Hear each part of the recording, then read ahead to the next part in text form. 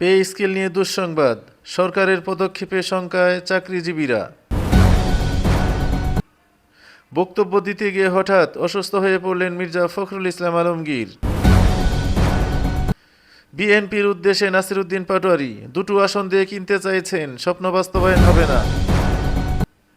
সংবিধানে গণভোট নেই, তবু রাজি হওয়া বিএনপির উদারতা, আমির খসরু। যেসব রোগ থাকলে আটকে যেতে পারে, মার্কিন ভিসা। ত্রয়োদশ জাতীয় সংসদ নির্বাচন হতে যাচ্ছে, মাইলফলক সিইসি। পদত্যাগের বিষয়ে যা জানালেন আসিফ মাহমুদ।